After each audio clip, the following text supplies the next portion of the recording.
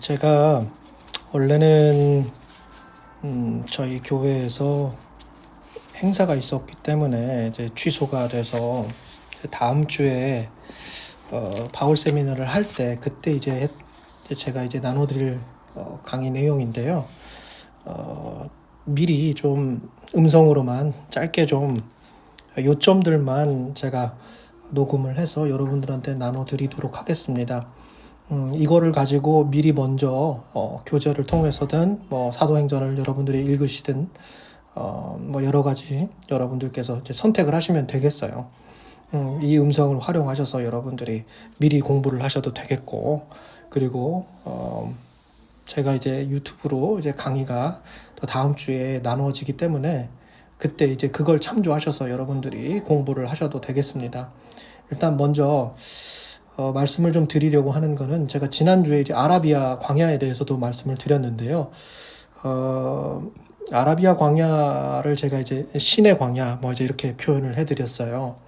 근데 일부 이제 다른 어떤 학자들 같은 경우에는 거기를 이제 아라비아 광야를 이제 신의 광야 이제 이렇게 표현 안 하고 이제 지금의 이제 요르단 페트라죠. 여러분들이 이제 성지순례 가면 이제 페트라라고 해가지고 하여튼간 이제 보게 됩니다. 이제 인터넷으로 찾아보시면 다 보실 수가 있어요. 거기가 이제 그 옛날 신약 시대에는 이제 나바테아 왕국이라고도 하고, 구약 성경에는 거기 이제 에돔 지역이죠. 지금은 이제 요르단 페트라, 이제 그렇게 우리가 이제 그 유적지를 이제 성지를 가게 되면 여러분들이 보실 수가 있게 되는데요. 사도 바울이 이제 그러니까 일부 학자들 같은 경우에는 이제 그 왕국을 돌아다니면서 사도 바울이 이제 다메섹 회심 후에 이제 전도를 하고 다녔다는 거죠. 그래서 이제 성지를 가시면 아라비아 광야, 그러니까 갈라디아서에서 이제 사도 바울이 자기가 이제 아라비아 광야에 갔다가 왔다 이제 했을 때 그 아라비아 광야가 이제 나바테아 왕국이고, 여기에서 이제 회심한 바울이 예수를 열심히 전했다. 이제 이런 식으로 일부 학자들 또는 성지 이렇게 순례할 때 이제 여행사에서나 이런 분들 이렇게 이제 설명해 주시는 분들, 이런 분들 이제 그렇게 이야기도 하세요. 그래서 이게 근거가 없는 건 아니에요. 근데 저는 이제 그런 부분들도 있을 수 있겠지만, 이제 신의 광야에서 이 사도 바울이 회심 후에 그가 그곳에서 이 하나님과 만나면서 있었던 이야기들, 그런 내용들에 조금 더 집중을 하고 있고요. 그리고 여기에 대한 근거도 있고, 그러니까 결국에는 여러분들한테 말씀드리고자 하는 거는 사도 바울의 행적을 우리가 살펴보고 그 사람의 일대기를 우리가 계속해서 이제 고민하고 성경이나 또는 성경 외에 여러 고고학적인 어떤 증거나 이런 것들을 살펴보다 보면 이렇게도 해석될 수 있고 또 저렇게도 해석될 수 있고 여지가 많이 있습니다.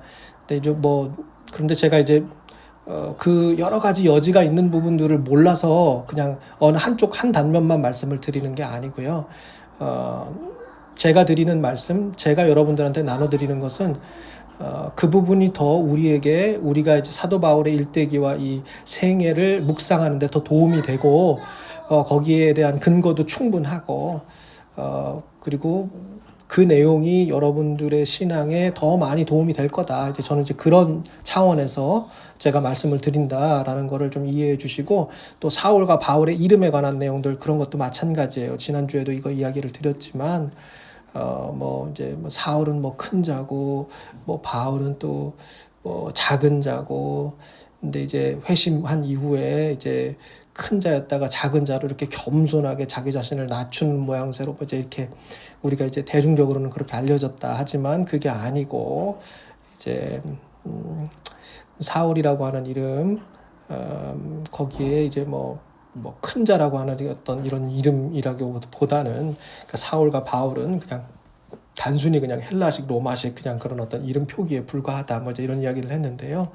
물론 우리가 이제 은혜롭게 대중적으로 잘 알려져 있는 그런 큰 자인 사울이고 또 작은 자인 바울이고 하는 이런 내용들이 전혀 없는 건 아니에요. 그것도 이제 헬라어로 가령 예를 들면 그냥 히브리어 그 샤알이라고 하는 그거를 이제 헬라식으로 표기해서 이제 사울이라고 그러고 이제 그냥 그걸 로마식으로 하면 이제 파울, 이제 폴, 이제 바울 뭐 이제 이렇게 되는데요.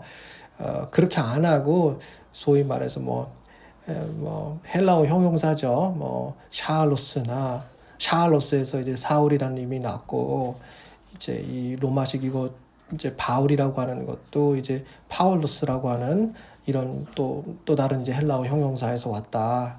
그래서 이제 뭐 말하자면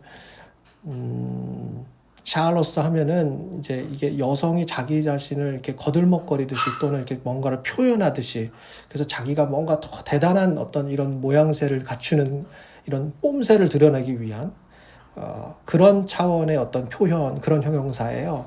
그러니까 뭐 한마디로 얘기하면 그게 뭐 큰 자라고도 표현이 될 수도 있겠고 뭐 여러 가지 다양한 표현이 가능하겠죠. 그 형용사를 가지고. 뭐 이제 그런 의미의 형용사에서 나온 이름인 사울, 뭐 이제 이렇게 이야기를 할 수가 있겠고, 파울로스는 그에 반해서 조금 더 이제 소위 말해서 조금 어떤 겸손이라고 하는 차원에서 뭔가를 좀 표현하려고 할 때 쓰는 형용사예요. 그러니까 뭐 거기에서 이제 바울이라는 이름이 왔다. 우리가 뭐 이제 그런 식으로 이제 표기를 하면 얼마든지 우리가 또 대중적으로 우리가 잘 알고 있는, 그러니까 사울이 이제 회심 전만 하더라도 그렇게 큰 자로서의 이름을 가졌다가 회심한 이후에는 이제 뭐 뭔가 겸손한 모습으로 이제 그렇게 이야기를 할 수도 있을 것 같아요. 하지만 저희가 이제 사도행전을 잘 읽다 보면 다메섹 회심은 9장에 나오지만 그 이후로도 계속해서 우리는 누가가 사울이라고 부르죠. 그러니까 결국 밤빌리아 버가에서 비시디아 안디옥으로 넘어가는 그 사도행전 13장 13절 이하까지 갈 때까지 거진 그러니까 한 4장에 걸쳐서 바울의 다메섹 회심으로부터 어떤 그 연수로 따진다면 거의 한 13년, 14년이 지난 시점에 이르기까지 계속해서 사울이라는 이름을 썼다가 이제는 바울이라는 이름으로 이제 전향적으로 이렇게 표현이 되는데요. 그런 것들을 읽어보고 그런 것들을 우리가 염두에 두더라도 그냥 그런 어떤 대중적인 차원에서의 이해보다는 그냥 제가 지난주에 말씀드렸던 그런 방식으로 사울과 바울의 이름을 단지 뭐예요? 그러니까 이 소아시아 지역으로 이게 딱 이 선교 여행이 시작되는 바로 그 지점에서 사울이라고 하는 이 한 사람의 어떤 정체성이랄까요? 이 사람의 어떤 삶의 일대기가 뭔가 구분이 되는 그런 어떤 구분의 어떤 표지로서 그냥 이 이름이 갖는 의미가 있지 않겠느냐 정도가 좋지 않겠냐 이제 그렇게 이야기를 했던 것이고요.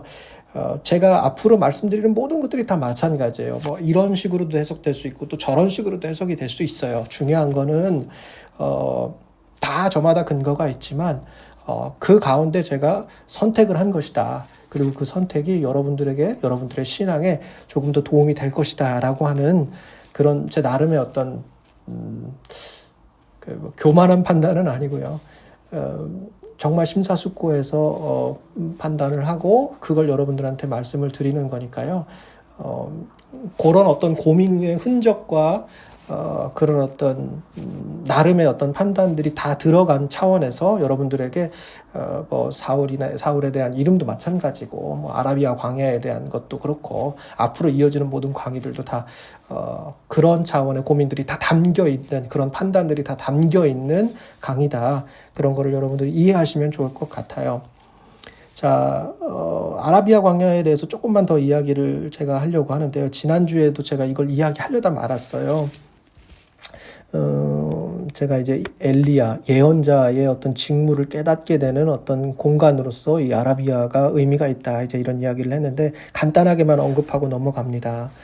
여러분들 이제 이 열왕기상 19장 1절로 9절을 보면 이제 엘리야 선지자가 아주 그냥 그 열심을 가지고 바알 예언자들에게 막 이제 소위 말해서 이제 거룩한 이제 폭력, 위대한 승리를 이끌어내는 그런 이야기가 있었죠. 그래서 그 이야기, 그 승리가 이제 탁 일어난 뒤에 이세벨 여왕이 이제 막 그냥 사자를 보내가지고 위협을 하죠.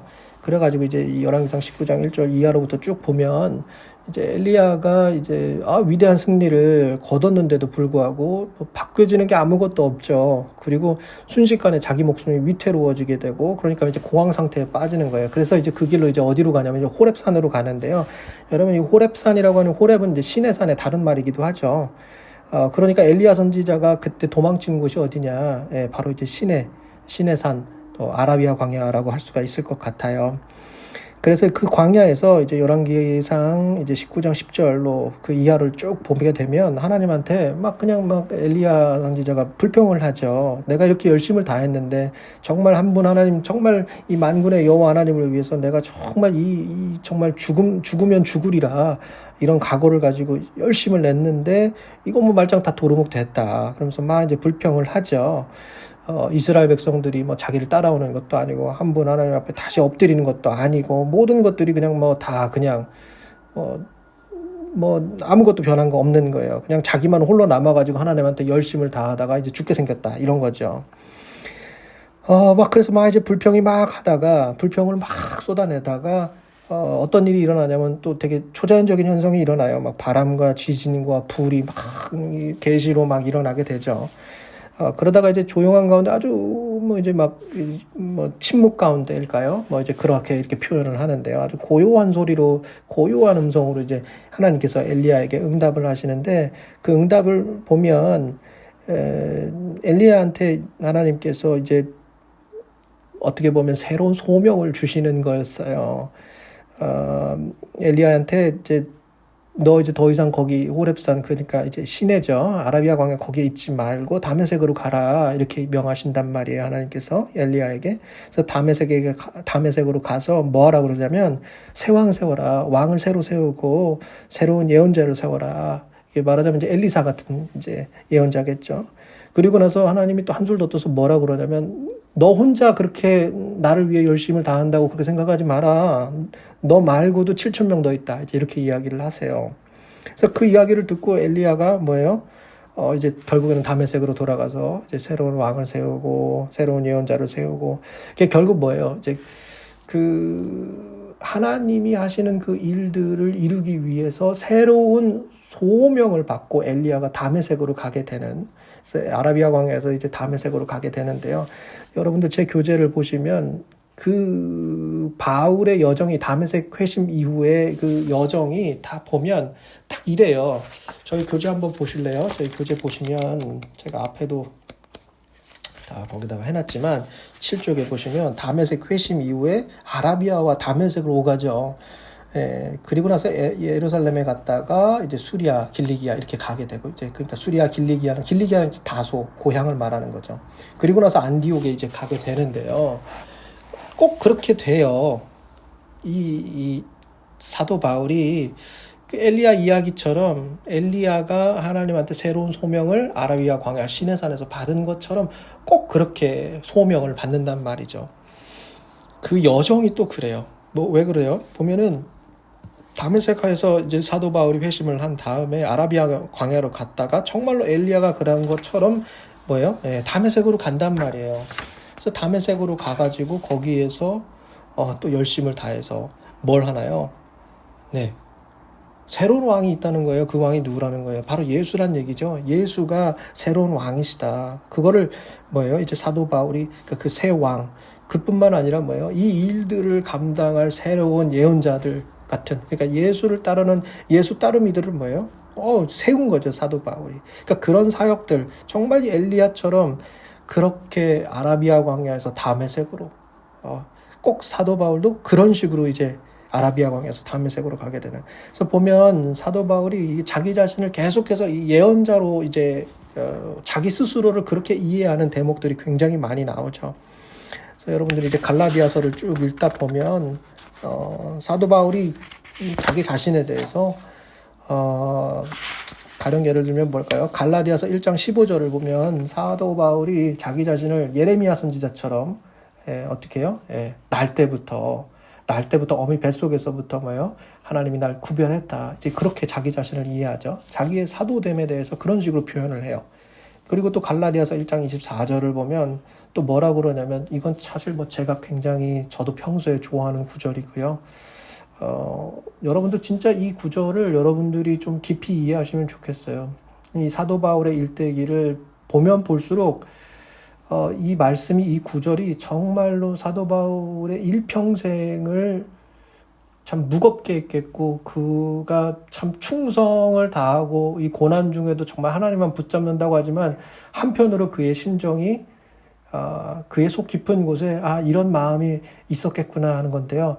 여러분 종의 노래 이제 우리가 잘 알고 있는 거 52장 53장이죠. 그 고난받는 종의 노래 그는 이제 질고를 알고 그리고 또 고운 용모도 없고 그렇죠. 이제 이 고난받는 종의 노래에 대해서 막 우리가 이제 잘 알고 있는데요. 종의 노래는 이사야서에서 한 4군데 있어요. 그 중에 또 하나가 49장에 있는데요. 49장 1절로 6절 말씀 제가 평소에도 굉장히 많이 묵상을 하는 구절이기도 하고 사도 바울도 평소에 많이 묵상을 했던 것 같아요. 지난주에도 말씀을 드렸지만 사도 바울은 아주 독실한 유대인이었죠. 바리새인이었고 가말리알 문화 안에 있었고 무엇보다 조상들의 전통에 열심이었던 열심 전통 안에 있었던 사람. 지금 이때가 희년이라고 생각을 하면서 정말로 이 열심을 감당하려고 했던 사람, 그 사람이었단 말이에요. 이 사람은 늘 토라와 이 예언서를 묵상을 했던 사람이죠. 자기 손에, 자기 오른팔에, 자기 팔에 이 가죽끈을 메고 테팔린이라고 하는 말씀을 거기에 넣은 그 상자를 이마에다 갖다 붙이고 늘 셰마 이스라엘, 그죠? 회당 예배와 회당 전례에 아주 철저하게 준수했던 사람, 정결의 이런 분이 바로 사도 바울이었단 말이에요. 그러니까 이 사도 바울이 정말 평소에도 이사야서에 대해서 많이 묵상을 했던 것 같은데요. 그래서 1장 24절에 보면 꼭 이 종의 노래, 이 49장에 있는 49장 1절로부터 6절에 나와 있는 그 내용이 사실상 어떻게 보면 요약되어 있는 부분들이 나오게 되죠. 자신의 사명이 바로 이 종의 역할과 같이 허망한 것으로 돌아가지는 않을까, 허사가 되지 않을까 하는 염려가 사도 바울 안에 늘 있었는데요. 그러니까 이 사도 바울, 이 사람이 아라비아 광야에서의 3년 동안 새로운 그 소명에 대해서, 그러니까 다메섹 회상, 그 다메섹에서의 그 회심 사건 이후에 그때 받았던 그 충격이, 제가 이제 에스겔 환상도 이야기를 했었는데요. 그게 엄청난 충격으로 이제 사도 바울에게 다가갔을 거예요. 그걸 이해하는데 상당히 오랜 시간이 걸렸을 거예요. 아라비아 광야에서의 3년이 아마 그 시간이었을 수도 있을 것 같아요. 그 새로운 뭔가 길이, 정말 새로운 어떤 지금까지 믿어왔던 이 과거의 토라 이해, 그죠? 그것과는 전혀 다른 방식으로 새로운 시각으로 볼 수밖에 없는, 왜요? 보좌에 앉으신 이가 예수라고 하는 것을 보면서 이 사람이 자기의 열심의 방향이, 자기가 토라를 보는 시각이 이제는 바뀌지 않으면, 새롭게 설명되지 않으면 이제는 안 되게 되는 그런 상황으로 내몰린 거예요. 그렇기 때문에 이 사람이 이 새로운 사건에 대해서 무언가 다시 새로운 시각을 갖기 위해서는 그걸 이해하기 위한 어떤 일련의 시간이 필요했던 거죠. 이 열심의 방향을 새로 다른 곳으로 뭔가 어떤 방향으로 이것을 가지고 갈 것이냐, 이런 부분에 대한 이해, 이런 부분에 대한 판단, 이런 부분에 대한 결심, 이런 것들을 세우는 시간이 필요했던 거예요. 그래서 그 3년이라고 하는 시간이 분명히 필요했을 것인데 엘리야 이야기를 우리가 열왕기상에서도 보니까 꼭 사도 바울이 이 아라비아 광야에서 다메섹으로 그리고 예루살렘으로 이어져가는 이 큰 길, 이 사람의 회심 이후에 이 행보하고 맞닿아 있다라는 거죠. 그렇기 때문에 우리가 아라비아 광야에서의 3년을 새로운 소명을 받는 시간, 그것을 새롭게 이해하는 시간이면서 동시에 또 내 소명은 예언자구나 라고 하는 것을 깨닫게 되는 시간이라는 거죠. 예수라고 하는 분을 참 주님으로, 참 메시아로, 그리고 이 토라라고 하는 것이 결국에는 이야기하고 있었던 그 궁극적인 종착지가, 궁극적인 우리 이스라엘의 유대인의 소망의 마지막 종착지가 이 예수라고 하는 것을 예언자의 심정, 또는 정말로 이 시대의 예언자로서, 이 마지막 때의 예언자로서 사도 바울이 자기 사명으로 이해를 하고 정말 그것을 선포를 하게 되는 거예요. 예수가 진짜 새로운 왕이다. 그분이 기름 부은 왕이다. 메시아다. 그리스도다. 그죠? 그것을 깨닫고 이해하고 선포하는 것이 자신의 사명이다. 자기가 바로 그 예언자다라고 하는 것을 바로 이때 깨닫지 않았겠느냐라는 것이 아라비아 광야에서의 사도 바울의 어떤 그 3년의 시간을 설명해 줄 수 있는 아주 중요한 어떤 한 가지 차원이 아니겠느냐 하는 생각을 좀 하게 되고요. 그 근거로 우리가 이제 사도 바울이 걸어간 행보도 있겠지만 갈라디아서 1장 15절, 24절 자기 자신을 끊임없이 예언자처럼 이해하고 자기 자신의 처지를 예언자로서 계속해서 설명하고 있는 이런 대목들을 보면 충분히 그가 예언자로서의 직무를 아라비아 광야에서 얻었겠구나라는 것을 이해할 수가 있게 되겠죠. 아라비아 광야에 대해서 그런 이야기들을 조금 놓쳤던 이야기들을 좀 했고요. 이제 아라비아 광야에서 다메섹으로 갔다가 이 사람이 이제 예루살렘으로 좀 들렸는데요. 제 교재로 보시면 그렇게 나와 있잖아요. 근데 이제 예루살렘에서 한 15일 정도 있다가 그냥 사실상 어떻게 보면 그냥 쫓기듯이 나온 것 같아요. 그러니까 사도 바울이 이제 워낙에 이제 달변가였고 예리한 지성을 가졌고 또 온갖 열심으로 그냥 중무장을 했던 사람이잖아요. 그러니까 그걸 다 이제 한꺼번에 갖추고 있는 이 사람이 예루살렘에서 막 그냥 예수를 선포했으니까 어떤 일이 벌어졌겠어요. 그나마도 스데반이 순교한 이후에 어떤 일이 벌어졌었냐면 그 전에 예루살렘에 있었던 예수를 믿는 유대인들이 다 막 그냥 뿔뿔이 흩어졌어요. 박해를 피하고 박해 받다가 박해를 피하고자. 그래서 막 여기저기 다 뿔뿔이 흩어졌는데 그래서 조금 이게 잦아들었는데 사울이 막 이 열심을 가지고서는 막 예수를 막 전하니까 이거 스데반보다 더 막 소위 말해서 더 막 날뛰니까 어때요? 막 겨우 잠잠해졌는데 또 이제 막 그냥 예루살렘이 막 그냥 소동에 휩싸이게 된 거죠. 그러니까 이 예루살렘에 남아 있었던 이 사도들이 이제 사울을 이제 가이사랴 해안으로 이제 전송한 다음에 이제 배를 타고 길리기아 다소로 보내게 되는 겁니다. 그게 이제 우리가 이제 갈라디아서에서 1장, 2장을 읽으면서 이제 볼 수 있게 되는 그 대목 중에 하나죠. 그래서 이 사람이 이제 길리기아 다소에서의 그 10년 세월을 보내게 돼요. 지난주에 제가 이제 다소에서 이제 부모님과의 어떤 그런 설득과 뭐 이제 이런 이야기들을 좀 들려드렸었는데 여러분 다소에서 그냥 부모님하고 그냥 설득만 하다 끝난 거 아니에요. 그것만 10년 걸린 건 아닙니다. 물론 그 10년의 그 시간들도 분명히 참 사도 바울의 성장을 또는 사도 바울의 그 사람의 그 심정을 읽어가는 데 있어서 아주 중요한 어떤 차원 가운데 하나라고 할 수 있겠지만 여러분 다소는 진짜 여러분 이걸 아셔야 되는데 그리스 아테네죠. 아테네가 길리기아 다소하고 같이 그 철학의 중심지로서 쌍두마차를 달리고 있었던 지역이었어요.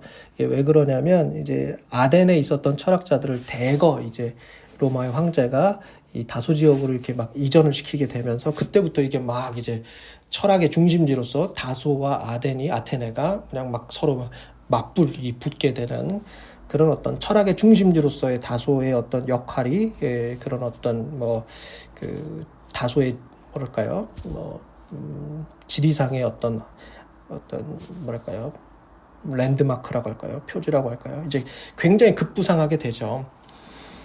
그래서 이제 사실상 그 10년에서의 그 다소에서의 10년이 사도 바울이 철학의 중심지에서 나름대로의 어떤 그리스 철학에 굉장히 크게 좀 뭐랄까요 좀 성장을 하는데 아주 중요한 시간이 되지 않았겠느냐 우리가 어느 정도 생각을 할 수가 있겠고요. 그게 바탕이 되었기 때문에 나중에 이제 2차 선교 여행 때 이제 마게도냐로 넘어가서 이제 쭉 내려오면서 아덴으로 와서 아레오바고에서 설교를 하죠. 그때 이제 사도 바울의 설교 내용을 우리가 보게 되면 이 사람이 이 아덴 사람들의 이 철학에 얼마나 어느 정도 알고 있었던 사람이구나라는 것도 알게 되고요. 제가 이제 제 교재에서 여기저기에서도 좀 남겨놨지만 이 사도 바울이 그 서신서를 쓰는 어떤 기본적인 골자 자체가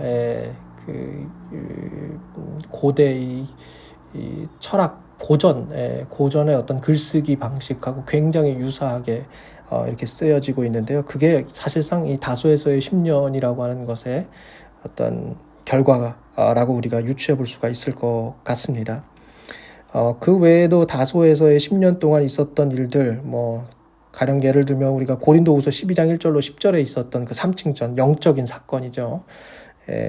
이제 한창 이제 고린도 교회에서 막 그냥 영적인 거 가지고서는 서로 막 지위를 고화를 막 그냥 막 그거 가지고선 싸우고 있었는데 바울이 이제 이제 내가 이런 사람 알아 하면서 이제 이야기를 하는 그 대목이 바로 고린도후서 12장 1절로 10절 내용인데요.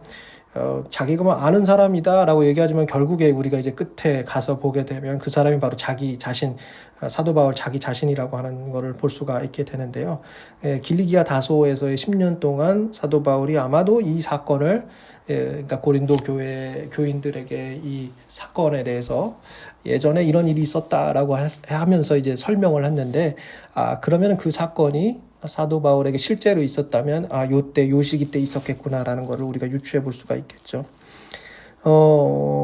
고린도 신자들은 그냥 뭐 영적인 체험을 가지고 서로에 대해서 막 그냥 뭐랄까요, 지위 고하 등급을 매기고 막 이랬던 것 같아요. 그런데 이제 사도 바울이 이제 그 삼층천 사건을 통해서 그런 거를 경계하라고 이야기하죠. 그러면서 가장 중요한 건 너희가 약할 때 비로소 강하다는 걸 깨달아야 된다. 이제 그 이야기가 사실상 가장 핵심이었어요. 여러분들에게 삼층천, 다시 말하면 영적인 사건을 사모해라. 그것을 사모해라. 이런 맥락에서 그런 소위 이제 영적인 사건에 대해서 고린도후서가 말하고 있는 건 아니고요. 실제로 이제 그걸 잘 보여주는 대목이 사도 바울이 말하잖아요. 내가 육체 가시 때문에 엄청나게 큰 문제 있었다. 그래가지고 이제 하나님한테 막 세 차례나 막 간구를 했다 그러죠. 이게 아마 다소에서 있었던 사건들 다 연장선상에서 이런 이야기를 했던 것 같아요. 그런데 그 기도가 어떻게 됐어요? 다 거절되죠. 그러니까 뭐 삼층전까지 보고 나서 이렇게 기도를 막 해댔으니까 어떻겠어요? 고린도 신자들이 듣기에는 응답됐다. 그러니까 막 거기에 더 빠질 수 있다. 더 빠지게 되겠다. 우리가 이제 이 고린도후서를 그냥 처음 읽는 사람들은 아마 그렇게 생각을 했을 거고, 사도 바울의 이야기를 듣는 그 고린도 신자들도 그렇게 생각을 했을 거란 말이에요. 그런데 정작 사도 바울이 하는 말은 거절당했다는 거죠. 삼층전도 보고 영적인 사건 다 경험을 하고서는 기도를 막 했는데 안 됐다는 얘기예요. 거절됐대요. 응답 안 됐다는 거예요. 그러면서 뭐 영적인 체험 흠모하고 거기 빠져가지고 서로 막 그냥 막 이렇게 네가 옳네 내가 옳네 네가 높네 내가 높네 이런 거 하지 말고, 약할 때 그때 정말로 강하다는 거 그거 기억하라. 은혜를 구해라. 이게 이 사건을 경험한 사도 바울의 어떤 가장 큰 깨달음이었던 것이고, 그걸 가지고 이제 고린도 신자들에게 가르쳤던 거라는 거를 여러분들이 기억하실 필요가 있고, 이 사건이 실제로 있었다면 정말 고린도 신자들에게 그 이야기를 했을 때 내가 이런 사람을 알아. 결국에 자기가 그런 경험을 했다는 얘기인데, 그 경험은 만약에 그게 실제라면 다소에서의 10년 동안 있었지 않았겠느냐, 이런 것들을 우리가 좀 알 수가 있겠죠. 다소가 이제 철학의 중심지로 아테네하고 더불어서 이제 굉장히 경쟁 구도에 있었다. 거기에서 사도 바울이 이 고전 철학자들의 이 수사 기법과 이런 지식, 그리고 자기가 이 아레오바고 설교의 밑바탕이 될 만한 것들을 다 거기서 배우게 됐다. 그러니까 아버지하고의 그런 예수 복음을 만난 그 예수 복음에 완전히 뒤집어진 이 아들과 철저히 유대인이었던 아버지 사이의 이런 오고 가는 그런 설득과 눈물의 그런 대화의 과정들이 분명 다소 10년에도 있었겠지만, 그 외에 이런 일들도, 이런 추가적인 일들도 다소의 10년 동안 있었을 것이다라는 걸 우리가 알 수가 있겠죠. 자, 어찌됐든 이제 그런 것들 이제 추가적으로 여러분들한테 말씀을 안 드렸기 때문에 말씀을 좀 드리는 거고요. 저희 책을 토대로 여러분들이 계속해서 보시면 좋겠어요. 1차 선교 여행, 보면 저희 교재가 44쪽부터죠. 꼭 사도행전을 13장 14장을 꼭 읽어보시고, 수리아 안디옥부터 해서 실리기아 항구, 구르브로의 이 살라미 항구에서 바보, 버가, 그리고 비시디 안디옥, 이고니온, 루스드라, 더베 이렇게 쭉 오죠. 요 여정들에 대한 사도행전에서의 기록을 좀 먼저 여러분들이 충분히 보시고 나서 제 강의도 듣고, 제 강의 이후에도 이 해설도 한 번씩 더 읽어보시면서 좀 더 이제 깊이를 더 하시면 좋겠어요.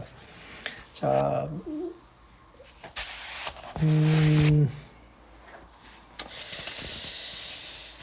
수리아 안디옥. 네. 제가 이제 유튜브 강의를 통해서 더 많이 하기 때문에 그냥 이렇게 음성으로 남기는 거는 간단하게만 하려고 그러는데 간단하게 될지 모르겠는데요. 네, 간단하게만 좀 하죠. 수리아 안디옥. 네. 파송의 도시죠. 여기에서 이제 파송돼서 이제 사도 바울이 이제 1차 선교 여행을 가게 되는데요. 먼저는 이제 구브로에 가죠. 구브로에 가서 여러분 이제 키프로스라고도 하고 구브로라고도 하는데 성경에서는 구브로라고 하니까 제가 구브로로 하겠습니다. 구브로는요 지중해에서 세 번째로 큰 섬이에요. 그냥 크기로만 따지면 우리나라 제주도의 한 5배 정도 크기다 이렇게 보시면 되겠습니다. 사도행전 11장 19절을 보면 스데반 집사가 순교한 이후에 예루살렘에서 예수를 믿는 유대인들이 그리스도인들이 막 뿔뿔이 흩어지는데요. 그때 이제 구브로도 많이 갔던 것 같아요. 바나바의 고향이기도 했고요. 2차 선교 여행 때부터죠. 그때부터 이제 바나바는 마가 요한하고 같이 여기 구브로에서 선교를 합니다. 교회 전승에 따르면 예수님의 기적 때문에 이제 마르다하고 마리아의 이제 오빠죠. 나사로가 다시 살아납니다. 여러분 요한복음 11장 보시면 나오잖아요. 그래서 이들 남매가 이제 예수님 죽고 난 다음에 이제 자기 오빠 이 나사로하고 배를 타고서는 다른 그리스도인들하고 베다니에 있다가 어디로 오냐면 이 구브로에 왔다고 전해지고 있어요. 그래서 이 구브로 섬에서 이제 카티온이라고 하는 지역, 그리고 이제 구브로 섬 남부 해안으로 가면 라르나카라고 하는 지역이 있는데요. 이게 다 교회 전승에 있는 내용들이에요. 그래서 이 구브로 섬의 이 라르나카라고 하는 지역, 그리고 뭐 카티온, 하여튼 이런 지역들을 두루 다니면서 이제 한 30년 동안 선교를 했다 이렇게 알려집니다. 그래서 이제 구브로에 가시면 여러분들이 이제 나사로를 기념하는 나사로 기념성당을 볼 수가 있어요. 그래서 뭐 구글링 하셔도 나사로 기념성당 구브로 하면 다 찾아볼 수 있습니다. 그런 것들 찾아보시는 것도 재미가 되겠죠. 그리고 이제 이 전승이 만약에 사실이라고 하면 여러분 이제 우리가 뭘 알 수 있냐면 사도행전에는 기록이 안 되어 있지만 이 바울과 바나바가 구브로섬 이제 동쪽이죠. 동부에 있는 살라미 항구로 들어오잖아요. 그렇죠? 실루기 항구에서 안디옥에 있는 외항이죠. 거기에서 이렇게 와가지고 구브로섬 동부 쪽에 있는 항구 살라미 항구에 도착을 해가지고 서부 쪽으로 이렇게 쭉 옵니다. 그러니까 동부에서 중남부 쪽으로 해가지고서는 어디예요? 서부로 올라가가지고 거기 이제 구브로의 바포스라고도 하는데요. 이제 성경에서는 바보라고 하니까요. 이제 거기에 도착을 하죠. 그리고 거기서 이제 또 선교를 하는데요. 중남부 쪽에 그러니까 동부 살라미 항구에서 파포스, 서부로 올라오는 이 여정에 당연히 중남부 라르나카를 지나게 돼 있어요. 그러니까 이 교회 전승이 사실이라면 당연히 이제 사도 바울과 바나바 일행이 라르나카에서 이 나사로를 만났을 가능성이 매우 높겠다라고 할 수가 있겠죠. 거기에서 그러니까 예수님에 대해서도 들을 수 있는 계기가 될 테고요. 우리가 이건 뭐 축축하고 또 상상해 볼 수 있는 이야기지만 전승이 사실이라면 분명히 그런 일들이 있었겠구나라는 것도 알 수가 있겠죠. 그래서 구브로 섬 이 서남쪽 이제 바보 성읍으로 이제 와요. 어찌됐든 간에 라르나카를 지나서. 그래서 바울과 바나바가 여기에서 이제 첫 사역을 시작을 하는데요. 여기가 이제 구브로 섬의 이제 수도였기 때문에 당연히 로마의 총독이 거주하고 있었어요. 그래서 사도행전 여러분들이 다 보시면 이게 그러니까 그냥 강의를 듣는 게 아니라 사도행전을 읽으셔야 돼요. 될 수 있으면 이제 제 교재 안에서 모든 내용들 다 뒷받침하는 구절들 있잖아요. 갈라디아서도 있고 고린도전서, 고린도후서, 데살로니가 전서 뭐 여러 군데 있잖아요. 그런 것들도 다 여러분들이 나중에 꼭 다 찾아보셔야 돼요. 자, 어찌됐든 이제 바보 성읍에서 있었던 일화 서기오 바울하고 관련이 되어 있는데요. 서기오 바울이 바로 이 구브로 섬의 총독이에요. 로마 총독이죠. 바울 일행이 구브로 섬에 와가지고 이런저런 메시지를 전하고 있다라는 거를 서기오 바울이 듣게 돼요. 그래가지고 이게 어떻게 된 일인가 해서 그 경위를 좀 듣고자 이제 오게 하죠. 근데 이제 그 옆에 누가 있었어요? 바예수라고 하는 유대인 교사가 아주 그냥 이게 마술사인지 유대인 교사인지 모르겠지만 사실상 우리가 이제 사도행전을 읽어보면 이런저런 기이한 능력을 행하는 유대인 교사라고 볼 수가 있겠어요. 그래서 바예수가 그냥 뭐 이제 사도 바울 일행을 아주 그냥 거짓 선지자로 그냥 오독하면서 그냥 막 이제 핍박을 하고 비난을 하고 이렇게 되는 거죠. 그래서 이제 13장 7절로 12절을 이렇게 쭉 읽다 보면 사도 바울이 이제 바예수의 이런 비난, 이런 반대, 그러니까 바울과 바나바의 예수 복음에 대해서 막 이렇게 비난 일조로 하는 이런 태도들에 대해서 막 이제 격분을 하면서 이제 반발을 하면서 바에솔을 가리켜서 막 사기꾼이고 막 악당이고 막 마귀 자식이고 하나님께 막아뜨리고 막 이제 막 이렇게 열변을 토하면서 마지막에 뭐라고 어떻게 하냐면 이제 기적을 행하죠. 그래서 저주를 내려가지고 눈이 안 보이게 하니까 바예수가 그냥 눈이 멀어가지고 그냥 어버버 하고 있죠. 그거를 이제 서기오 바울이 딱 보고서는 굉장히 신통하잖아요. 그러면서 이제 이 메시지를 쭉 듣다가 사도행전 13장 12절을 보면 어때요? 네, 주의 가르침에 놀랬다 막 이런단 말이에요. 그 사도 바울이 행한 거는 기적이에요. 저주예요. 뭔가 신기한 일이 막 진기한 일이 신통한 일이 눈앞에서 벌어졌단 말이에요. 눈이 막 그냥 갑자기 잘 보이던 사람이 안 보이게 됐단 말이에요. 그러면은 능력이든지 기적이든지 이사든지 거기에 놀랐다 이렇게 해야 되는데 정작 뭐예요? 사도행전에서는 뭐라 그래요? 가르침에 놀라고 있다 그러죠. 그러니까 눈에 보이는 어떤 그런 술수가 중요한 게 아니었단 말이에요. 사도 바울이 무슨 술수를 뭔가를 보여주려고 한 게 아니라 뭐예요? 서기오 바울의 그 마음을 치고 그를 움직였던 건 뭐라는 거예요? 그런 술수, 그런 어떤 능력, 기적, 이사가 아니라 뭐예요? 십자가에 달려 죽으시고 다시 사신 예수가 이 세상의 주인이다, 참 주인이시다, 메시아다. 이제 이런 가르침을 했잖아요. 근데 그 가르침에 놀라고 그 가르침 때문에 이 서기오 바울이 이제 회심을 하게 된단 말이에요. 이것이 이제 기점이 되면서 무슨 일이 벌어지나요? 구브로 땅에서 유대인들의 어떤 지위가, 다시 말하면 바울을 위시한 이 예수를 믿는 유대인들 또는 이방인들, 이제 그리스도인들이라고도 총칭을 할 수가 있을 것 같은데요. 그때 이들에 대한 유대인들의 박해, 유대인들의 어떤 소위 말해서 일방적인 어떤 고소고발 이런 것들이 힘을 잃게 되는 거죠. 왜요? 구브로의 로마 총독이 이 뒷배를 대주고 있고 바나바는 또 그 고향 출신이고 하다 보니까 이게 어찌됐든 간에 이 구브로 섬 안에서의 어떤 선교 사역이 굉장히 수월해지게 된 것이죠. 사도 바울의 여러분들 선교 여행, 이 선교지에서의 사역을 앞으로 저하고 같이 보겠지만 이거 굉장히 이례적인 일이에요.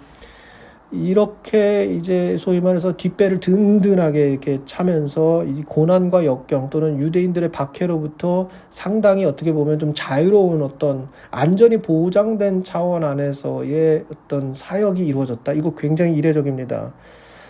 사도 바울은 여기 이후로부터는 계속 핍박과 위협과 고난의 연속이죠.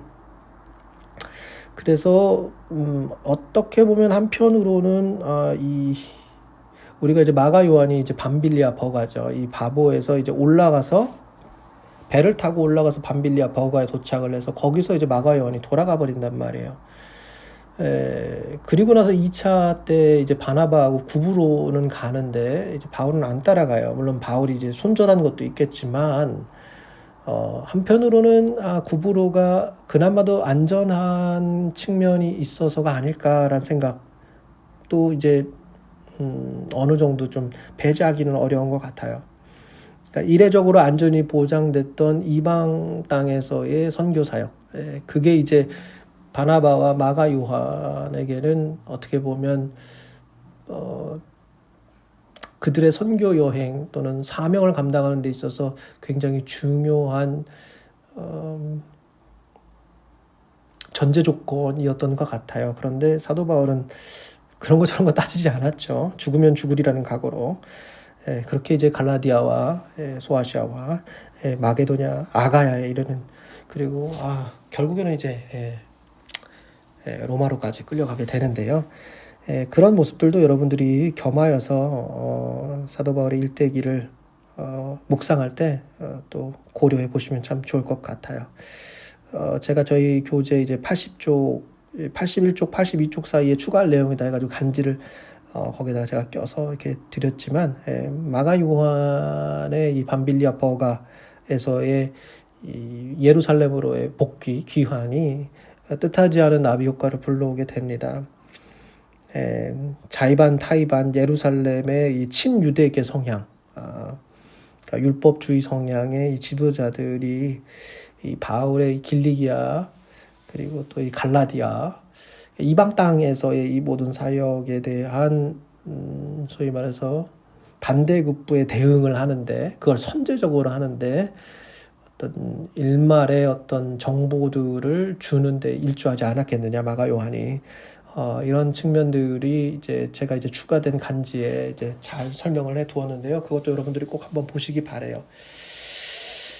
자, 그렇게 이제 구브로에서의 사역이 있었죠. 그리고 나서 이제 밤빌리아 버가로 갑니다. 버가가 여러분들 이제 소아시아 남부죠. 소아시아 하면 아나톨리아라고도 하고 소아시아라고도 하고, 그래서 여러분들이 이런 책 저런 책 읽어보면 막 아나톨리아라고 막 얘기를 하고, 막 어디에서는 또 아시아라고 그러고, 또 어느 때는 이제 소아시아라고 그러고, 다 같은 말이에요. 지금 이 시대에 국한에서 어떤 이야기를 하든지 그건 다 같은 얘기입니다. 어쨌든 이 소아시아 남부의 고대 도시 중에 하나가 밤빌리아 버가인데요. 사도 바울이 이제 2번에 걸쳐서 여기를 이제 통과를 해요. 중요한 건 여기에서 이제 바로 이제 비시디 안디옥으로 가서 안식일을 지키려고 이제 갔다 하는 거예요. 사도행전 13장 14절을 보면. 근데 이 되게 중요한 사실이 여기서 한 가지 빠져 있어요. 여러분, 이 버가에서 비시디 안디옥 가려면요, 제 교재 이제 71쪽, 72쪽에서도 이제 제가 이 산맥에 대해서 언급을 하고 있는데요. 바로 이 타우루스 산맥이에요. 버가에서 비시디 안디옥으로 가려면 여러분 이 산맥을 반드시 넘어가야 돼요. 근데 이 산맥이 강도들이 아주 즐비하게 출몰했던 무법지대였습니다. 그러니까 다른 어떤 지역보다 여기가 굉장히 위험해요. 산세도 험하고 강도들도 출몰하고 아주 그냥 무법지대예요. 그러니까 버가에서 비시디 안디옥으로 넘어가는 이거 불을 보듯 뻔합니다. 당연히 이제 뭐 바울 일행을 말렸겠죠. 거기 가면 안 된다, 이런 이야기들을 다 들었을 거예요.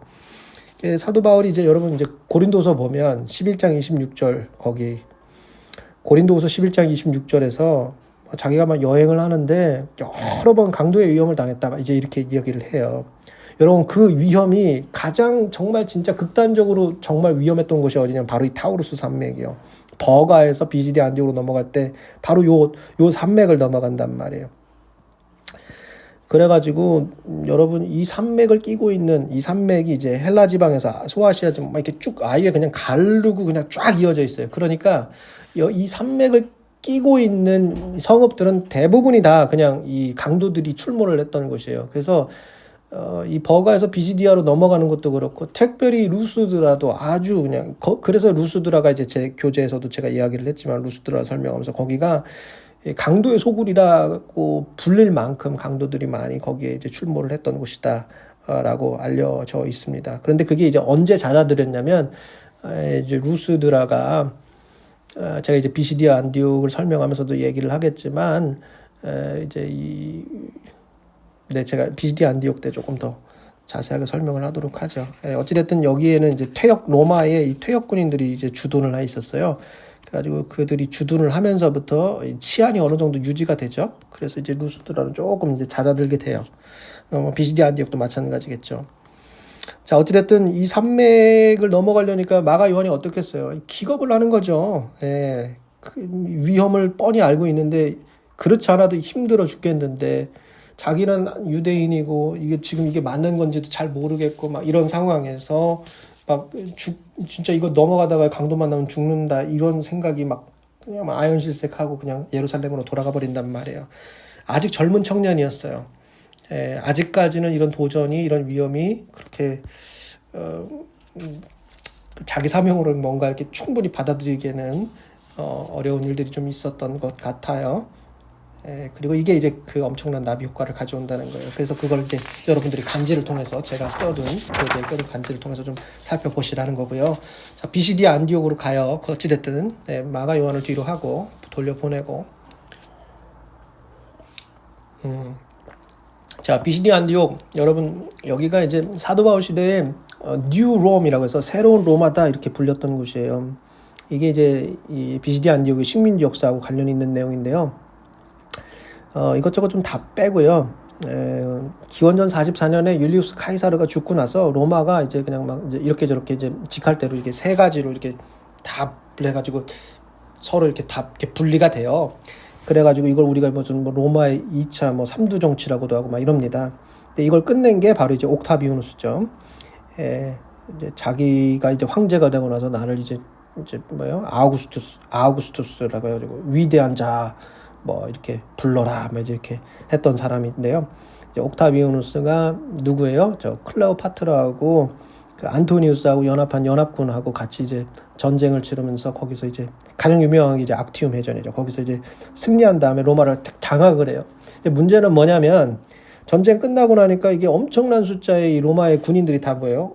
뭐 일자리를 잃은 거예요. 이제 전쟁이 끝났으니까 평화가 도래하면 이제 그렇게 되는 거죠. 그러니까 이 사람들의 생계를 보장할 수단이 이제 막 사라져 있으니까 이거 어떻게든 해야 될 거 아니에요.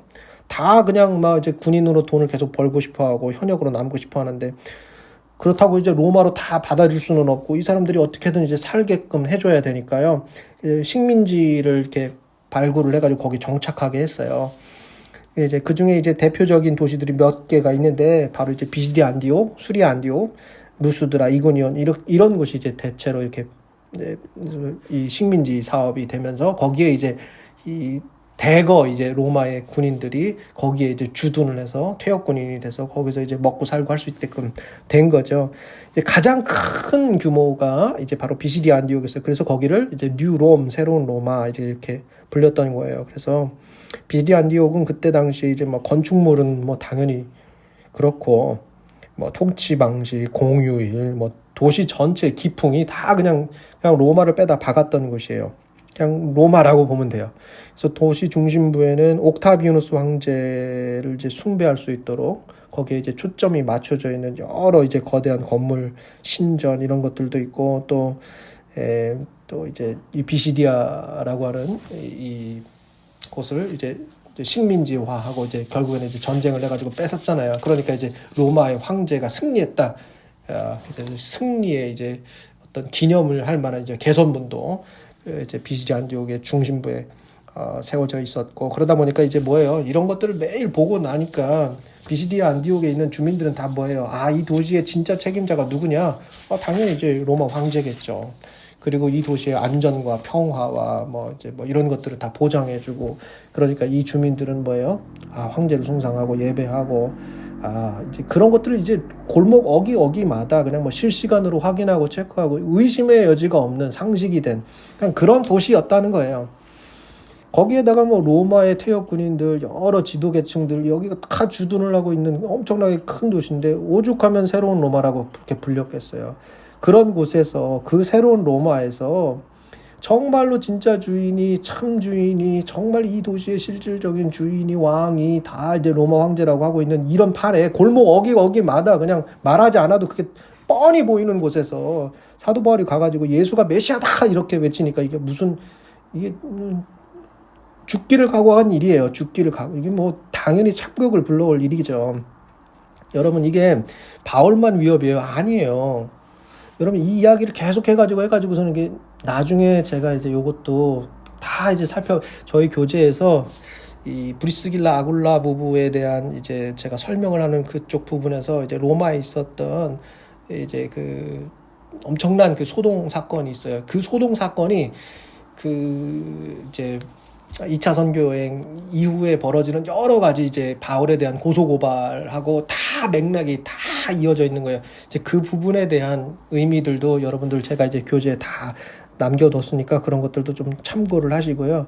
어찌됐든 지금 이 비시디 안디옥도 마찬가지예요. 이게 로마군의 눈치를 다 보고 있는 거예요. 이제 유대인 디아스포라가 꼭 그리스도인이가 아니고 뭐 이런 걸 다 떠나서 로마 시민이 아닌 사람들은 괜히 이렇게 저렇게 선동해가지고 뭐예요?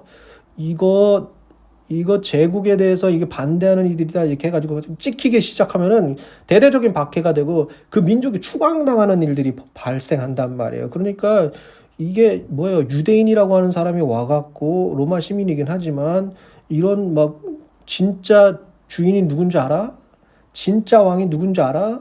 메시아가 바로 예수야 이제 이렇게 하니까 이게 이제 유대인들이 뭐예요? 이거 우리 박해로 이어지나? 우리 추방당하는 거 아니야? 이제 이런 생각이 들 수가 있는 거예요. 그러니까 입막음을 해야겠죠. 입막음을. 그리고 이게 유대인들 대부분 어찌됐든 간에 뭐 지난주에도 제가 이야기를 했지만 대부분은 그냥 타협하고 살았단 말이에요. 그런데 이게 독실한 유대인들이 있어요. 독실한 유대인들이. 사울이 그랬단 말이에요. 사울이 그랬었잖아요. 그죠? 근데 이 독실한 유대인들에게는 이 사울의 이 메시지, 사도 바울의 이 메시지는 또 뭐예요? 아, 이거 때가 됐으니 행동할 때가 이제 이렇게 되는 거예요. 다시 말하면 비느하스의 열심, 엘리야의 열심을 가지고 야, 이거 다스려야 된다. 그래야 이 두 번째 출애굽이 이 희년이 이 하나님 나라가 이루어진다. 이런 생각을 하고 있는 거예요.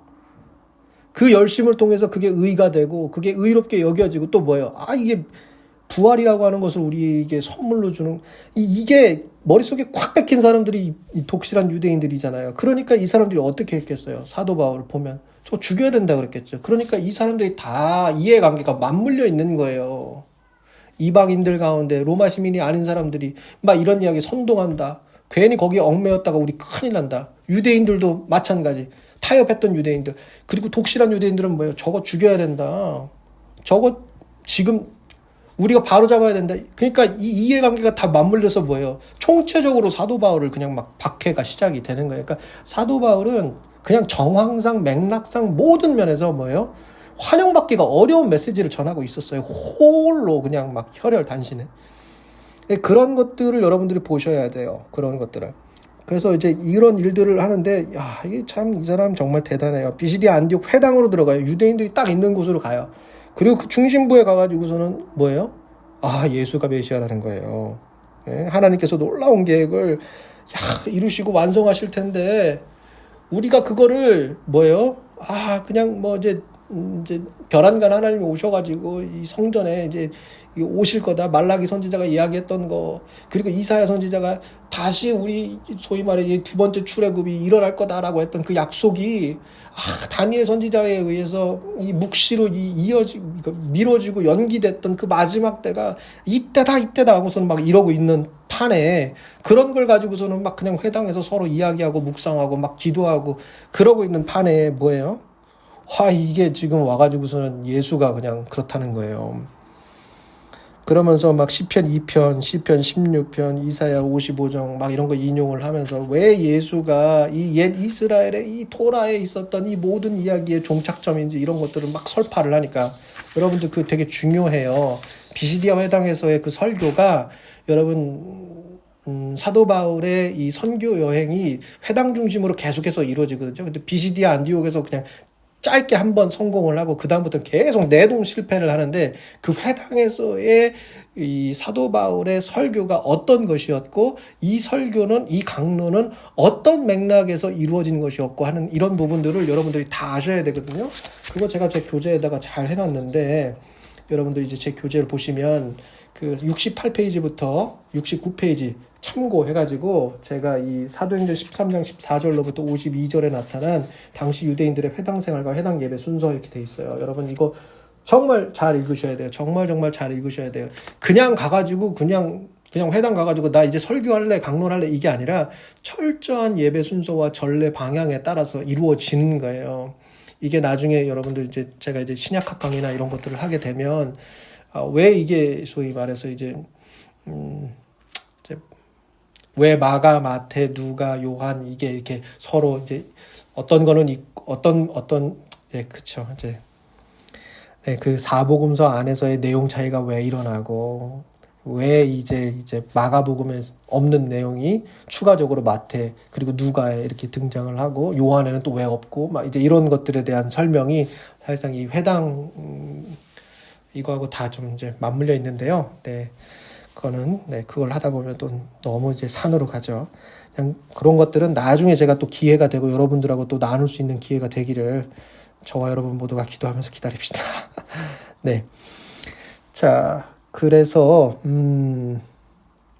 회당에서 이제 이런 이야기들을 하다 보니까, 바울이 그냥 이제 뭐, 당연히 고난길이 열리는 거예요. 그래서 비시디아 안디옥에서 뭐 이제 가짜 교사다 이제 막 비난받고 이스라엘을 그릇된 길로 인도하는 자다 해서 바울이 그런 어떤 비난과 이런 것들을 경험을 하고 그냥 이제 막 그를 향해서 이제 막 폭력이 일어나고 막 저항이 일어나고 막 돌로 치려고 하고 막 이러니까 바울이 그냥 자기 발에 묻은 먼지를 털었다 막 이렇게도 표현을 하는데 사도행전 보면 그러면서 이제 이 사람이 이제 다른 민족에게 난 그럼 간다 하면서 이렇게 13장 46절에서 보면 그렇게 얘기를 하죠. 이방인을 향해서 복음을 전하겠다. 이제 이렇게 한단 말이에요. 근데 이 이방인들이 기쁘게 받아들인 거예요. 그 복음을. 유대인들은 그렇게 안 하는데. 그래서 바울이 이제 자기를 죽이려고 하는 이 비스디 안디옥으로 나중에 이제 1차 선교 여행이 이제 끝나가는 무렵에 다시 이제 돌아오죠. 그래가지고 이제 다시 수리아로 이제 귀환하는 길에 더베까지 갔다가 이렇게 돌아오는 길에 다시 여기를 또 방문을 해서 그렇게 시작된 이방인들 사이에서의 어떤 작은 이 예수 공동체를 격려하죠. 계속해서 거기에 이제 기쁨이 충만하고 성령이 충만하도록 권면하고 하는 이런 내용들이 그런 것들이 이제 우리가 사도행전을 통해서 확인할 수가 있는데 어찌됐든 이 유대인들의 반대에 의해서 이런 폭력과 저항에 의해서 사도 바울이 이제 비스디 안디옥을 떠나서 이제 이고니온으로 가게 돼요. 이고니온이라고 하는 곳 여러분 여기는 지금 그러니까 이슬람의 아주 그냥 문화가 아주 그냥 꽃필 대로 꼽혔다 이제 이렇게 보시면 돼요. 그래서 이제 여기는 정말 여러분 우리가 이제 기독교 유적을 찾는다는 게 사실상 어려워요. 오히려 그냥 이슬람의 이 어떤 문화와 종교가 어떤 방식으로 꼽혔는지를 오히려 볼 수 있는 이제 그런 곳이다. 이제 그렇게 보시면 되겠고요. 이고니온은 오늘날 이제 튀르키예 이제 꼬냐라고도 알려져 있는데요. 여기 가시면 이제 막 춤추는 사람들이 있어요. 이게 13세기에 이슬람권에 있었던 한 신비주의 전통이 있는데요. 그 잘랄 알딘 루미라고 하는 사람이 있어요. 이거 뭐 아는 분들도 있을지 모르겠는데요. 이게 이 사람 무슬림 지도자고 이제 시인인데 이 사람 시 중에 유명한 게 굉장히 많아요. 그래서 이 루미의 시에 대해서 뭐 들어본 분들이 상당히 꽤나 계시더라고요. 근데 어찌됐든 그 중요한 건 아니고 그 루미라고 하는 사람이 이제 13세기에 이제 메블라나 신비주의 이슬람, 이 무슬림 이 신비주의 전통을 이제 소위 말해서 하나를 이렇게 만들어내고 그 코냐라고 하는 이고니온이죠. 여기에서 막 그거를 막 크게 부흥시켜요. 이들이 하는 것 중에 하나가 이제 막 그냥 무희들이 막 흰색 옷 입고서는 막 펄럭펄럭거리면서 막 돌아요. 막 돌고 하면서 비몽사몽간에 우리가 알라 신을 느낀다 이제 이런 건데요. 이 코냐 가면은 그런 거 하는 거 막 보게 돼요. 그래서 성지 가면 이제 그거 보고 오시는 분들 많은데요. 하여튼간 이고니온은 그런 곳이다 생각을 하시면 되겠고 사도 바울은 여기에서 여러 다양한 이교도 신자들, 이교도 이제 이 소위 말해서 뭐 지도자든지 뭐 선지자든지 이 사람들보다 이제 그리스도 예수의 복음이 뛰어나다 이제 이런 것들을 보여주려고 각종 여러 가지 기적과 이사를 막 이제 보여주죠. 근데 이게 이제 막 사람들을 놀라게도 하지만 오히려 이게 고소를 당하게 만드는 역으로 그죠? 그런 계기가 돼요. 왜냐면은 이제 유대인들이 이제 그냥 뭐예요.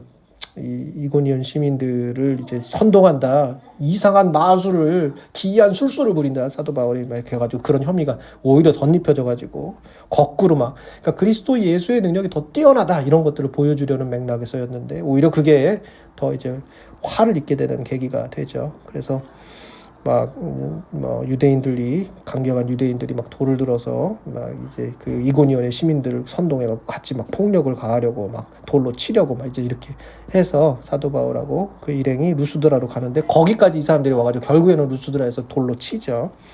네, 그런 일들이 있었던 곳이 이고니온이다. 이제 여러분들이 보시면 되겠고 자 루스드라도 참 굉장한 곳이죠. 여러분 이제 루스드라도 아까 얘기했지만 비디 안디옥처럼 이 태역 군인들이 이제 자기 정착지로 식민지로 여기에서 이제 정착해가지고 생계를 유지하고 했던 곳이에요. 여기서도 이제 바울이 이제 예수님의 복음을 막 전하고 하죠. 근데 여기에 이제 여러분 되게 신기한 일이 하나 나와요. 바울하고 바나바하고 막 무슨 뭐 제우스니 헤르메스니 해가지고서는 막 화를 막 황소에다가 꽂아가지고 와가지고서 막 예배들이 막 이런 일들이 막 근데 여러분 이게 왜 그러냐면 여기 이제 소아시아 지역이 아나톨리아라고 했어요. 이 종교 문화가 소아시아의 종교 문화가 하여튼간 아주 참 여러 가지 이제 전설과 민담을 가지고 있는데요. 여러분 이제 민음사에서 출판된 변신 이야기란 책이 있어요. 그래서 바우시대 어간의 이 아나톨리아 지역에 아주 이제 퍼져 있었던 여러 다양한 전설과 민담 가운데 뭐가 있었냐면 이제 그 변신 이야기라는 곳에서 보면은 여러분 이제 제우스 있죠, 제우스. 그리스 신인 제우스하고 이제 헤르메스가 사람들한테 들키지 않고 그 이제 이 아나톨리아 이제 루스드라 이제 이런 지역들을 이제 돌아다닌다는 거예요. 변신을 해가지고 안 들키고 이렇게 돌아다닌다는 거죠. 근데 그런 전설과 민담이 그냥 엄청나게 다양하게 그냥 파다하게 퍼져 있는 곳이 바로 이 지역이에요. 이 루스드라라고 하는 지역이었는데, 이 사도행전에서도 보면 여러분 13장 38절 39절 보면 루스드라 주민들이 이 두 신을 섬겼다는 거예요. 그러니까 이게 그냥 그대로 나타나 있는 거예요. 아, 그렇구나. 정말로 그렇구나. 이 변신 이야기가 누가 썼냐면 뭐 최근에 어떤 현대의 어떤 역사가가 쓴 게 아니고요. 바울 시대 그 어간에 활동을 했던 로마 시인이에요. 오비디우스가 쓴 건데 그거를 이제 뭐예요? 그 고전을 이제 번역을 해가지고 민음사에서 출판한 건데 그러니까 정말 사도행전에 있는 맥락하고 이게 다 이어져 있는 거예요. 아, 그럼 루스드라 주민들이 결국에 뭐예요? 아, 이 제우스하고 헤르메스를 섬겼고 이 두 신이 뭐예요? 변신을 하고서는 사람들 사이에서 들키지 않고 돌아다닌다는 이런 뭐예요? 민담과 전설을 그냥 기정사실처럼 믿고 있었던 거예요. 그런데 이제 바울이 거기 가가지고 뭐 한 거예요? 아니, 고친 거예요. 이게 날 때부터 다리 저는 사람을 고쳤으니까 막 주민들이 어떻게 반응해요? 어이, 저 우리 사이에서 있었던 이거 제우스고 헤르메스다 이렇게 막 이제 이렇게 된 거죠. 그러니까 변신한 모습을 가지고 들키지 않고 우리 사이에 있다가 기적을 행하는 거 저걸 보니까 에이, 맞네 저기네 저게 제우스네 헤르메스네 이렇게 된 거예요. 이제 그 정황이 있었다라는 것을 사도행전이 이제 기록을 하고 있는 거죠. 그래서 막 그냥 막 이 뭐 행렬을 짓고 음악과 춤에 막 화환을 씌우는 황소에 뭐 희생제사를 위한 비품에 뭐에 막 그냥 막 그래가지고 가지고 와서 뭐예요? 막 예배 드리겠다고 난리를 친 거죠. 그래서 막 섬기겠다고. 근데 여러분 이게 뭐예요? 여러분 사도 바울, 바나바 다 포함이죠. 여러분 유대인들, 이 유대 세계가 늘 거부했던 우상 숭배잖아요. 그 우상 숭배의 한복판에 뭐예요? 자기들이 있는 거예요. 떡하니. 그게 이게 어떻게 되는 거예요, 이게? 여러분 생각해 보세요. 유대인들이 유대 세계 이 이스라엘 사람들의 머릿속에는 뭐가 있는 거예요? 유일신. 여러분 이게 그들의 삶을 정초하는 이야기의 토라의 이야기의 핵심 아니에요? 유일신. 그죠? 우상 숭배 안 된다. 그럼 아브라함 이야기 때부터 마찬가지잖아요. 그렇죠? 아브라함 이야기 때부터 보면 그래요. 다신교 시대에 살면서도 아브라함이 뭐예요? 한 분 하나님의 부르심 거기를 쫓아서 가잖아요.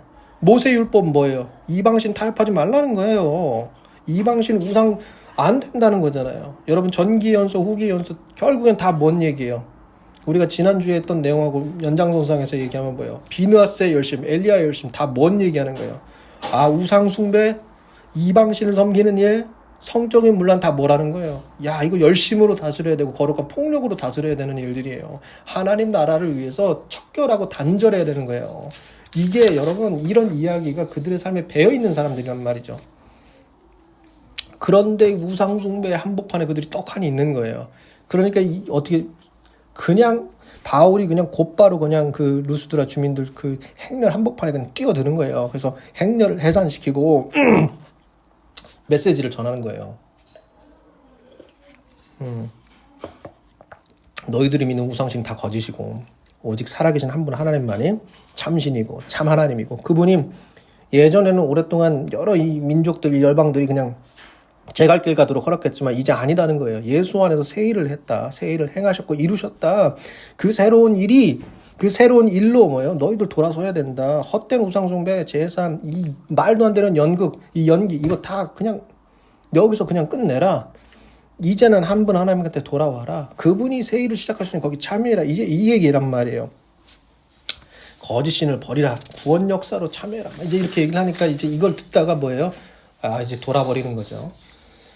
그러니까 자기들이 지금까지 믿었던 어떤 기존의 체계에 대한 거부이기도 하고요. 그것을 엿들었던 유대인들, 또 특히 독실한 유대인들, 이런 사람들은 뭐예요? 이게 말도 안 되는 일을 지금 벌이고 있는 거예요. 제가 이제 제 교재에다가도 언급을 해놨지만, 여러분, 로마 시민을 개종을 또는 회심 또는 어떤 종교적인 가르침 이런 것들을 시도하려는 모든 시도는 불법이었어요. 그러니까 이걸 알고 있는 사람들에게 이 바울이나 바나바의 이런 태도들은 뭐예요? 그 불법이고요. 그리고 아까도 얘기했지만 비시리 안디옥에서도 이방인들은 괜히 이거 가지고서는 이 사람들이 이거 소동 일으켰다가는 우리가 여기 쫓겨난다. 우리 민족이 여기서 뭐 소위 말해서 박해받고 이 폭동과 소동의 어떤 근본 원인이다. 이렇게 그냥 찍히면 뭐예요? 그냥 다 추방이에요. 그러니까 이제 모든 사람들이 합심해서 뭐예요? 그냥 바울이 죽일 사람이 되는 거예요. 좀 전까지만 해도 뭐예요? 신이라 이거 신. 제우스고 헤르메스. 그래서 막 예배하려고 막 했는데 이 얘기 듣고 나서 뭐예요? 이제 죽일 놈이 되는 거예요. 어디서 많이 보던 얘기죠. 예수님이 꼭 그렇잖아요. 종려주일만 하더라도 막 군중들이 어떻게 했어요? 호산나 호산나 막 했단 말이에요. 그런데 며칠 지나지 않아서 다 뭐 어떻게 되는 거예요? 십자가에 못 박아 죽여라는 거죠. 그러니까 바울의 메시지가 바울을 이렇게 뭐요? 참 정말 예수님처럼 예수님이 가신 길처럼 그를 계속해서 밀고 들어가는 거예요. 인도하는 거예요. 순식간에 고난의 골짜기로 십자가의 골짜기로 이 사람이 내몰리게 하는 거죠. 정말로 예수님께서 아나니아 선지자에게 이야기했던 그 사도행전 9장의 그 말씀처럼 예수의 이름을 이방인들에게 전하기 위해서 고난을 받게 하는 거예요. 진짜 고난의 한복판으로. 그래서 돌에 맞아요. 정신을 잃게 됩니다. 그래서 바울이 아까도 제가 고린도후서 11장 이제 25, 26절 다 이제 얘기를 했지만 진짜 뭐 강도도 만나고 돌도 맞고 막 별의별 고난을 다 겪는데 루스드라에서 돌에 맞아가지고 사람들한테 손에 질질 이끌려가지고 성 밖으로 내던져집니다. 다 죽은 줄 알았죠. 돌에 맞아가지고. 그래서 뭐 시체를 버리듯이 그냥 시체 더미에다가 얹듯이 그냥 바울의 몸을 그냥 폐기시켰는데 숨이 다행히 붙어 있었어요. 그래가지고 이제 바울 일행의 손으로 이제 루스드라에서 이제 이웃 성읍인 이제 더베로 넘어갑니다. 여기는 다 뭐예요, 여러분? 기억하세요? 갈라디아입니다. 여기가 다 갈라디아 속주에 있던 그런 도시들이죠. 그래서 이제 더베로 가가지고 이제 회복기를 거치는데요. 여러분 제가 이제 제 교재에다가도 얘기를 해놨지만 더베가 어디 있죠? 더베 제 교재 보시면 이거 이고디온 전부 다 있던 내용들이에요. 이제 74페이지서부터 쭉 보게 되면 나오지만 여러분 이제 더베에서 진짜 여기 이제 가이오라고 하는 사람 집에 이제 유숙하면서 거기서 이제 회복기를 거치는데 몸이 성치 않죠. 죽다 살았는데 돌 맞아가지고요. 근데 이제 여기서 이 사람이 참 대단해요. 보통 사람 같으면 이 정도 일이 발생하면 그만둬요. 아니면 좀 더 안전한 방법을 모색을 하겠죠. 이게 아니라도 좀 다른 조금 더 안전한 방법으로 이야기할 수는 없을까? 이제 근데 그런 생각이 없어요. 바울은 그냥 몸이 그냥 다 부셔져 가지고서는 지금 막 피투성이가 되고 아직도 그냥 막 그런 상황인데도 불구하고 그냥 더 단단한 마음과 결심을 가지고 더베 사람들한테 예수님의 복음을 전합니다. 예수가 메시아고 참 그리스도다, 참 주인이시다, 진짜 왕이시다, 하나님 나라가 임했다. 그분이 보좌에 앉으셨다. 하늘과 땅이 하나가 되고 이 온 피조물이 그 하나님의 다스리심 안에서 이 구원이 열렸다. 막 이제 이런 이야기들을 막 하는 거예요. 성치 않은 몸을 이끌어가지고. 근데 여러분 기억하세요. 더베는요. 여러분 바울이 자기 고향이 이제 뭐예요? 이제 다소잖아요. 여러분 더베에서 다소로 갈 수 있어요. 이 세바스타가도라고 이제 길이 있었는데요. 그 길을 따라서 이렇게 쭉 가다 보면 길리기아 문으로 향하고, 그래서 거기에서 이제 그 타우루스 산맥을 한번 살짝 넘으면 곧바로 이제 다소가 나와요. 그러니까 이 몸이 이렇게 됐으니까 바울이 여러분 더베까지 갔어요. 사람들이 도와줘가지고 거기까지 갔으면 이게 뭐야 하고 집으로 돌아갈 수 있었어요. 안 가죠. 오히려 어떻게 해요? 더베에서 성하지 않은데 복음을 전하고 그리고 자기를 향해서 돌을 던졌던 이 갈라디아의 새 성읍으로 돌아가죠. 그리고 차례로 그 성읍들을 들려가면서 거기서 고난을 자초하면서 예수를 전하고 자신과 같이 고난을 자초하면서 예수를 믿기로 결단을 했던 작은 이방인 예수 공동체들을 기쁨과 성령이 충만하도록 계속해서 권면하고 돕고 그들을 가르칩니다.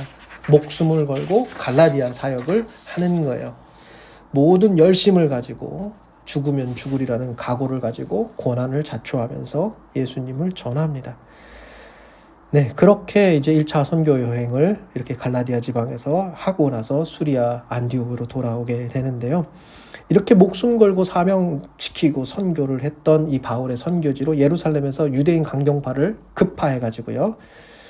바울의 복음을 듣고 소위 말해서 예수 안에서 자유케 된 이방인 신자들을 향해서 너네 율법 지켜라, 너네 할례 다 전부 할례 받아라 해가지고 그 멍에를 뒤집어 씌웁니다.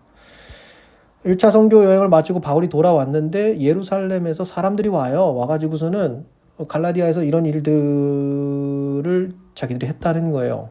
그래서 이방인 신자들이 실제로 할례를 받고 이 모세의 율법을 준수하고, 그러니까 목숨 걸고 예수를 전하고 그리스도 예수 안에서 은혜로 그들이 자유롭게 되고 새로운 표지, 믿음이라는 표지 안에서 한 형제 한 자매가 되고, 거기에는 뭐예요? 더 이상 유대인, 헬라인, 자유인, 종 이런 거 없다. 이제 이렇게 해가지고 딱 그냥 예수 복음으로 그들을 다시 일으키고 막 이렇게 했더니만 이 유대인 강경파가 예루살렘에서 갈라디아로 사람들을 확 보내가지고 그 짓거리를 한 거예요. 그러니까 이제 죄송합니다. 짓거리라고 했네요.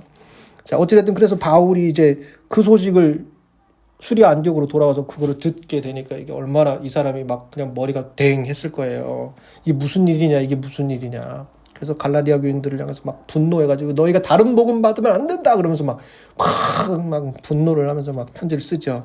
그게 바로 갈라디아서입니다. 이 편지를 다 쓰고 나서 이 사람이 어떻게 돼요? 예루살렘으로 그냥 팍 치고 올라가죠.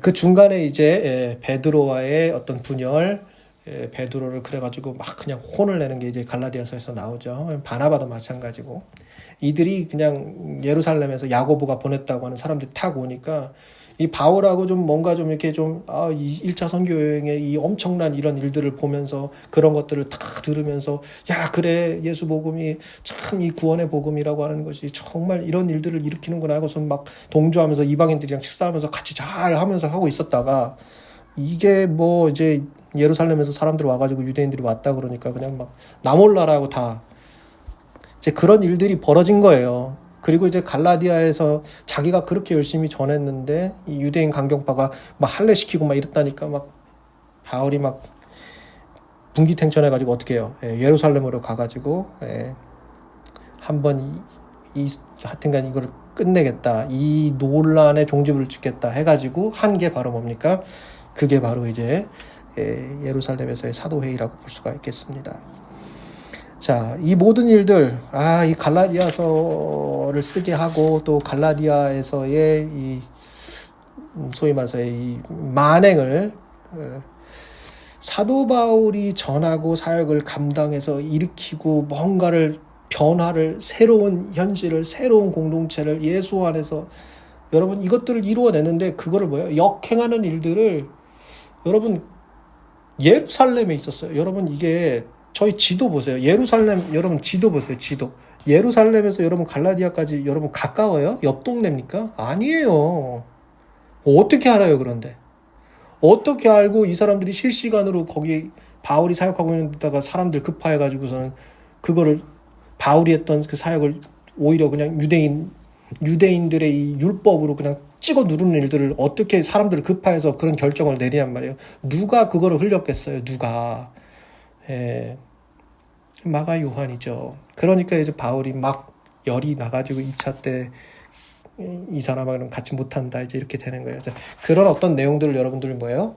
제가 추가했던 그 내용들, 제가 이제 간지로 끼워줬던 거기 그 내용들을 여러분들이 좀 보면서 묵상을 또 하셔라. 왜요? 마가 요한하고 끝까지 사도 바울이 안 줬나요? 아니죠. 에베소 감옥에 같이 있을 때 누가 와요? 마가 요한이 오죠. 그리고 이제 제 교재는 제가 이제 실지는 않았지만 제가 이제 증보판을 만드는 과정에서 이제 썼던 글들을 보면 여러분 마가 요한이 참 충실하게 마지막까지 사도 바울 곁을 지키면서 참 사역에 열심을 다합니다. 이제 그런 부분들이 결국에는 그런 회복의 때가 있는데요. 그런 어떤 기본적인 어떤 그런 분위기들을 다 우리가 다 쓸 수는 없지만 어찌됐든 여러분들이 제 교재 간지에 쓴 제 글을 통해서 어느 정도는 좀 살펴보셔라. 제가 막 그냥 지금 유튜브를 통해서 다음 주에 강의를 하긴 하지만 일단 여러분들 먼저 좀 선제적으로 좀 하시라고 불이 나게 이렇게 좀 녹음을 했습니다.